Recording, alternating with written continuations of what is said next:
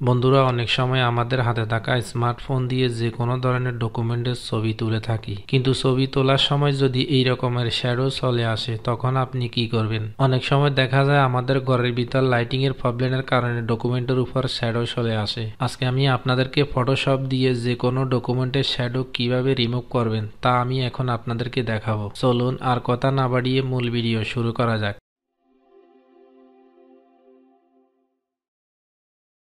এরপর আমি ফটোশপটা ওপেন করে নিব।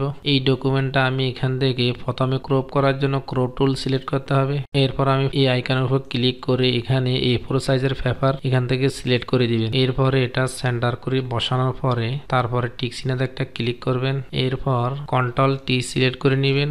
এরপর এখানে কন্ট্রোল বাটন চেপে ধরে মাউসের লেফট সাইড ক্লিক করে এটা একটু এদিকে টেনে দিবেন। এটা একটু এদিকে টেনে দিবেন। তারপর এই কোণা একটু এদিকে টেনে দিয়ে এরপর এটা একটু সোজা করে নেবেন। মোটামুটি ঠিক আছে। এরপর টিক চিহ্নতে এখানে একটা ক্লিক করে নেবেন। এরপরে ইমেজে একটা ক্লিক করে এখানে অ্যাডজাস্টমেন্টে ক্লিক করবেন। তারপর এখান থেকে লেভেলস এখানে যদি না পান শর্টকাটে করার জন্য কন্ট্রোল L সিলেক্ট করে নেবেন। এরপর এখান থেকে এই আইকনের উপর একটা ক্লিক করে এখান থেকে যে অংশটা সাদা এই অংশটার উপর একটা ক্লিক করে নেবেন। তারপর ওকে। এরপর এখান থেকে ইমেজে একটা ক্লিক করে নেবেন। তারপর এখানে ক্লিক করার পরে গ্রে স্কেল এখানে ক্লিক করে নেবেন। এরপর ডিসকার্ড। এরপর এই শ্যাডোটা উঠানোর জন্য এখান থেকে ডট জি টুল সিলেক্ট করে নেবেন। এখানে ক্লিক করার পরে এখানে ডট জি টুল সিলেক্ট করে নেবেন। এরপর এখান থেকে ব্রাশটা একটু বড় করে নেবেন। আপনারা আপনাদের পছন্দ অনুযায়ী বড় করে নেবেন। আমি এটা বড় করে নিলাম। হাইডনেস 0% এটাই থাকবে। ব্রাশ সিলেক্ট করার পরে এখানে একটা ক্লিক করে নেবেন। এরপর এখানে একবার লাস্টে হাইলাইটস এখানে ক্লিক করে দিবেন। এখানে 50% যেটা আছে এটা থাকবে। এরপর মাউসের লেফট সাইড ক্লিক করে এটা আস্তে আস্তে করে এদিকে ঘষা দিবেন। তারপরে এই লেয়ারটাকে একটা ডুপ্লিকেট লেয়ার তৈরি করতে হবে।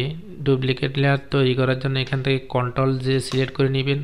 এরপরে রেক্টেঙ্গুলার মার্কিং টুল সিলেক্ট করে নেবেন। তারপর এখান থেকে সবগুলা সিলেক্ট করে মাউসের লেফট সাইড ক্লিক করে এখান থেকে ফেদার দিবেন। আমি ফেদার 5 দিলাম। তারপর ওকে। এরপর কন্ট্রোল L সিলেক্ট করে নেবেন। এভাবে যদি না আসে এখান থেকে ইমেজে ক্লিক করবেন। তারপরে অ্যাডজাস্টমেন্ট এখান থেকে লেভেল। এরপর এটা একটু বাড়িয়ে দিবেন এদিকে। ওকে। এরপর এই সিলেকশনটা ওঠার জন্য কন্ট্রোল D সিলেক্ট করে নেবেন।